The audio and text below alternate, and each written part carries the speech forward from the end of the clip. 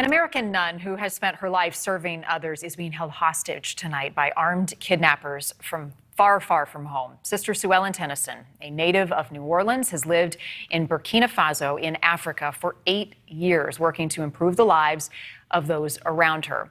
She said she never felt so alive in living out her religious calling than in the West African nation, and tonight she is missing and her life in danger. Correspondent Kelly Beeson is here with the details of this shocking abduction, this kidnapping. It is just horrific what happened. It is not only horrific, Marnie, but also so shocking. As you mentioned, her colleagues saying that she always felt safe, and now loved ones are waiting and praying for answers as no one has heard anything from her kidnappers so far. It sounds like the scene out of a movie, taken from your bed by armed gunmen in the dead of night. But this was real life for Sister Sue Ellen Tennyson, who was living with 2 other sisters at the time. Armed robbers entered their home, vandalized it. To the best of our knowledge, they're safe. No injuries to them, and they took Sister Sue Ellen as a hostage. The American nun, who's 83, has lived and worked as a missionary in the West African nation of Burkina Faso since 2014. 10 gunmen kidnapped her late Monday in her pajamas, without her shoes, glasses, or medicine. It's believed she was targeted because she's American. Obviously, when something like this happens, you're shocked. And the fact that we haven't, at least to this point, heard any ransom demands, that's another kind of unsettling issue. The once peaceful Burkina Faso has recently seen violence and political instability linked to Al-Qaeda and the Islamic State. The U.S. Embassy in the West African country says it's monitoring the situation and standing ready to provide assistance. Some of the challenges are this is a very small country. This is in a very isolated and desolate, and remote area, that what resources might be available to the U.S. government may not be the same as they are in other resourced areas. And Andrews went on to say sometimes these situations resolve themselves when the kidnappers realize the person they have doesn't have money or significant resources. Now, reportedly, those close to Tennyson say she takes blood pressure medication. They're not sure how far she'll get without it. She also wears glasses, as was mentioned, and her friends are concerned that she may be disoriented as well. 83 years old, in the middle of the night this happens, just in her pajamas, not expecting it. Unsettling was the word that he used, and I would agree. Kelly, thank you. Karen Swensen is a longtime friend of Sister Sue Ellen Tennyson, and she is joining us tonight. Karen, thank you so much.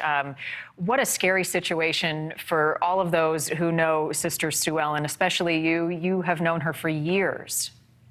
I have. I think, we're all just trying to be patient, trying to be optimistic and hopeful as we wait for any word of her whereabouts and condition. Oh, well, tell us more about her. Describe how the two of you met, how your friendship grew over the years. Well, I was assigned the story of where did all the nuns go in the Catholic schools, essentially. So, and she was basically the mouthpiece for all of the religious in the New Orleans Archdiocese, which is significant. It's a Catholic city. So there we are about a year ago. But we forged this friendship that began way back then in the early 90s and continues to this day. And I was just looking at some of my other emails from her fairly recently, and she was asking me to pray for the people of Burkina Faso for years because of the terrorist attacks. And that is how she described them in her emails to me. But in the past, they were always, far away from her. And I would ask her, are you safe? And she'd say, yes, we're okay. What prompted her to go to Africa, to this particular region that has seen so much violence, so much poverty? My understanding, she went there to visit at one point and was absolutely struck by the people. She loved it there. When we had dinner that last time, I kind of had this sense that I didn't know when she was going to come back to the States, because she had made it very clear that she intended to live out her life in Burkina Faso. That was very clear to me, that had become her home and the people had become her family, and that was where she wanted to remain. So What was the work that she was doing there? Can you talk to us about some of the behind the scenes, how she was helping people, what aid she was providing?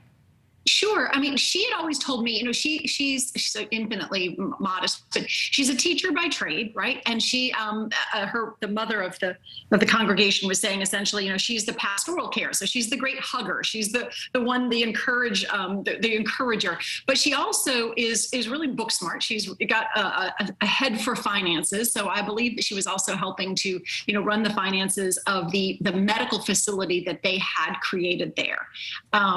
And so, what is the motive? I have no idea. That would be pure speculation.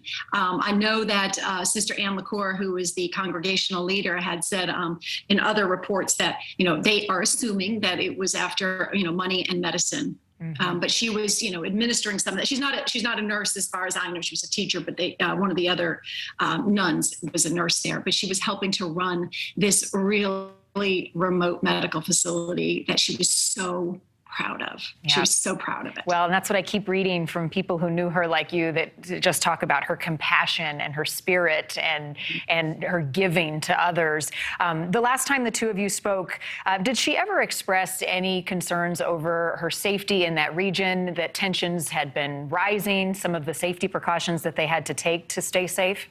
She didn't talk about her safety. She asked me to pray for the safety of others. That's just who she is, right? So it was always about, it's unstable, and pray for the people of Burkina Faso. I mean, it's an impoverished nation, and she was always just asking, for us to remember those less fortunate in our prayers, and telling us that, there were terrorist attacks. But again, she never seemed fearful for her own safety, or she certainly never let it on.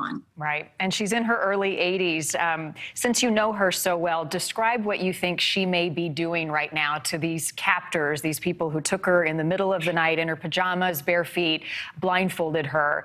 She must have been afraid, but knowing her like you do, how do you think she's handling what is happening? She's probably ministering to them. She's probably comforting them. She's probably forgiven them.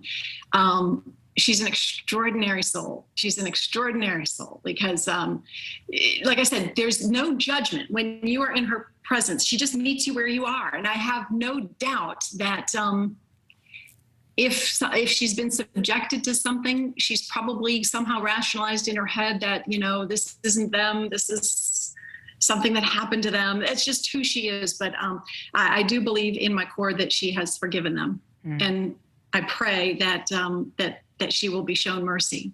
Well, I share that prayer with you, Karen, and I know she means a lot to you and so many others that she has helped over the years. So we'll stay on top of it, and I hope for good news for all with Sister Sue Ellen soon. Thank you again, Karen Swensen. Appreciate your time. Sincerely appreciate it. Thanks for watching. Click the red subscribe button below so you can get more of NewsNation's fact-driven, unbiased coverage.